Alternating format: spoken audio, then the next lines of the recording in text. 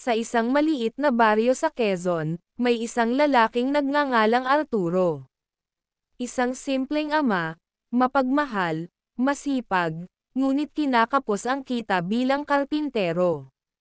Sa kabila ng hirap, mahal na mahal niya ang kanyang asawa na si Elena, at ang kanilang nag-iisang anak na si Paulo. Dahil sa hirap ng buhay, napilitan si Arturo na mang-ibang bansa para magtrabaho. Umaasa siyang mabibigyan ng magandang kinabukasan ang kanyang pamilya. Sa unang taon sa ibang bansa, maayos ang lahat. Madalas siyang makatawag at makapagpadala. Laging masaya ang kanilang usapan. May pangako siyang cellphone kay Paulo na matagal nang hiling ng bata. Ngunit sa hindi inaasahang pagkakataon, isang araw habang pauwi sa kanyang inuupahan, nadaanan niya ang isang eskinita kung saan may nakahandusay na lalaki at duguan, walang malay. Nandoon pa rin ang patalim sa tabi nito. Agad siyang lumapit. Sinubukang tulungan ang biktima. Ngunit bigla ring dumagsa ang mga tao. At sa malas, siya ang inakusahang salarin. Isinumbong siya sa mga pulis, at agad siyang inaresto. Pilit niyang ipinaliwanag na hindi siya ang may kagagawan. Pero walang naniwala. Wala siyang ebidensya. Isa siyang banyaga sa lugar. Wala siyang laban. Habang siya'y nakakulong, isang kaibigan lamang ang bumisita sa kanya. Sa pagitan ng rehas at luha, ibinilin niya ito. Kaibigan, huwag mong ipaalam sa pamilya ko ang nangyari. Ayokong mag-alala sila. Sabihin mo na lang na busy ako sa trabaho. Tsaka na lang kung makakauwi pa ako. Mas pipiliin ko pang magalit sila sa akin, kaysa mag-alala sila habang wala akong magawa. Lumipas ang mga taon. Walang balita si Elena at Paulo tungkol kay Arturo, sa umpisa ay pag-aalala. Hanggang sa naging tsismis, na baka raw nag-asawa na ito ng iba. Nagpasya si Elena na itaguyod mag-isa ang anak. Si Paulo, habang lumalaki, ay tila unti-unting natutong kamuhian ang ama. Sa kanyang isip, iniwan sila nito. Hindi na nagparamdam. Sa kabila nito, ginamit ni Paulo ang sakit bilang inspirasyon. Sa murang edad, natuklasan niya ang kanyang galing sa pag-awit. Hanggang sa siya ay sumikat. Lalong lumalim ang galit niya sa ama. Samantala, sa loob ng kulungan, tahimik lamang si Arturo. Walang ibang dalang yaman kundi ang kanyang dasal, at ang cellphone na noon pa niya binili para sa anak. Hindi niya ito naipadala, pero patuloy niya itong iningatan. Isang araw, matapos ang matagal na investigasyon, nahuli ang tunay na salarin. Umamin ito sa krimen. At sa wakas, napawalang sala si Arturo. Umuwing wala ni isang kusing. Tanging passport at cellphone lamang ang kanyang dalang alaala. Nilakad niya ang daan pauwi sa kanilang probinsya sa Quezon. Eksaktong kaarawan ni Paulo, ika-20 kaarawan ng kanyang anak. Tahimik siyang pumasok sa bakuran ng kanilang tahanan. Laking gulat niya sa kanyang nakita. Isang malaking bahay, maraming tao, tila may salo-salo. Paglapit niya, nakita siya ni Paulo. Nagulat ito. Nanginginig sa galit. Lumapit si Arturo, dahan-dahan, hawak ang maliit na kahon. Happy birthday, anak, eto yung cellphone na matagal mo nang hinihiling. Pasensya ka na, natagalan bago ko naibigay. Hindi nagsalita si Paulo. Nanginginig ang kamao. Tinabig niya ang kahon. Tumilapon sa lupa. Isang malakas na suntok ang pinakawalan niya sa pisngi ng matandang ama. Napasobsob si Arturo sa lupa. Huwag mo akong tawaging anak. Hindi ko. Kailangan ang regalo mo. Lumayas ka rito. Habang si Elena ay abala pa rin sa loob sa paghahanda ng pagkain, wala siyang kaalam-alam sa nangyayaring gulo. Pilit na nagpaliwanag si Arturo, ngunit pinagtulungan siyang itaboy sa bakuran. Umuwi ka sa tunay mong pamilya. Sigaw ni Paulo. Umiiyak na lumakad palayo si Arturo.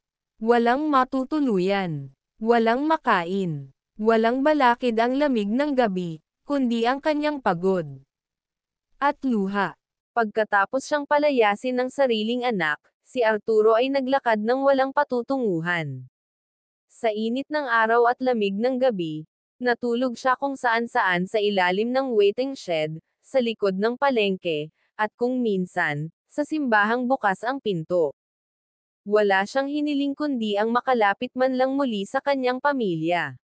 Ngunit sa mata ng kanyang anak, siya ay isang traidor. Isang ama na iniwan sila.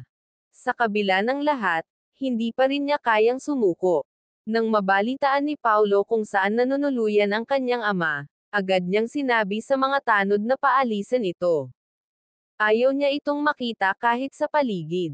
Dahil dito, napilitan si Arturo na bumalik sa bayan at maghanap ng kahit anong trabaho. Nagkakarga ng sako, naglalako ng yelo, basta may kita sa araw-araw. Sa kabilang banda, si Elena, ang kanyang asawa, ay hindi naging masaya sa naging asal ng anak. Nais niya sanang malaman ang totoo kung saan ba talaga napunta ang kanyang asawa sa mga panahong lumipas. Ngunit matigas si Paulo. Ayaw pag-usapan. Hanggang sa unti-unting hamina si Elena. Laging tulala. Hindi makakain. Laging umiiyak tuwing gabi. Hanggang sa isang araw, isinugod siya sa ospital. Nang marinig ito ng bayaw ni Arturo, na matagal nang may utang na loob sa kanya, agad niya itong hinanap. Arturo, nasa ospital si Elena. Mahina na siya. Hindi ka pa rin niya kinalimutan, sabi ng bayaw. Puno ng kaba at luha. Nakiusap si Arturo, pwede bang makita ko siya? Kahit sa huling pagkakataon man lang, kahit hindi niya ako patawarin, basta marinig lang niya ang paliwanag ko. Dahil sa laki ng naitulong ni Arturo noon, tinulungan siya ng bayaw. Kinausap ang kanyang mga kapatid para payagan siyang makapasok sa ospital. Eksaktong wala roon si Paulo nang dumating si Arturo. Sa labas ng ospital, nanginginig ang kanyang tuhod. Bitbit ang lumang cellphone, ang tanging redyangalong hindi niya naibigay.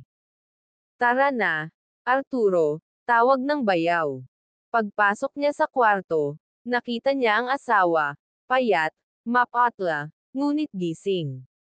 Nang magtagpo ang kanilang mata, agad siyang napaiyak. Lumapit siya. Lumuhad sa tabi ng kama. Elena, patawad, patawad, kung hindi kita naprotektahan. Hindi ko kayo iniwan, napagbintangan ako, nakulong ako ng ilang taon sa ibang bansa. Araw-araw ko kayong iniisip. Naluha rin si Elena. Dahan-dahang inabot ang kamay ng kanyang asawa. Akala ko kinalimutan mo na kami. Hinding-hindi. Eksaktong pagbukas ng pinto, pumasok si Paulo. Nagulat siya sa kanyang nakita. Ang kanyang ama na nakaluhod sa tabi ng kama ng kanyang ina. Anong ginagawa mo rito? Galit na sigaw ni Paulo. Agad siyang nilapitan ng mga tiyuhin. Paulo, anak, hayaan mo muna siya. Pakinggan mo muna ang ama mo. Hindi mo alam ang buong kwento. Tahimik. Mabigat ang hangin. Nagpigil si Paulo. Tumayo lang sa gilid ng pinto. Hindi pa rin matanggap, pero tahimik siyang nakinig. Ikinwento ni Arturo ang lahat, ang araw ng insidente, ang pagkakakulong. Ang pakikiusap na huwag ipaalam ang nangyari, at ang sakit ng panahong malayo sa pamilya. Habang nagkukwento si Arturo, dahan-daang tumulo ang luha sa mga mata ni Paulo. Ang puot ay napalitan ng awa at ng pagsisisi. Hindi niya napigilan ang sarili. Lumapit siya sa kanyang ama, yumakap. Patawad. Hindi ko alam ang lahat. Anak, kahit kailan, mahal na mahal kita. Lahat ng hirap, tiniis ko para sa inyo. Nagiyakan silang tatlo sa loob ng ospital. Ang dating galit, napalitan ng kapatawaran.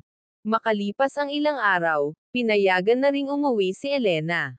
Bumalik si Arturo sa tahanang minsan ay ipinagtabuyan siya. Pero sa pag-uwi niyang iyon, hindi lang. Basta bumalik. Bumalik siya bilang ama, asawa, haligi ng tahanan. At sa wakas, nagsimula muli ang kanilang masayang buhay, puno ng pag-ibig, pag-unawa, at bagong pag-asa.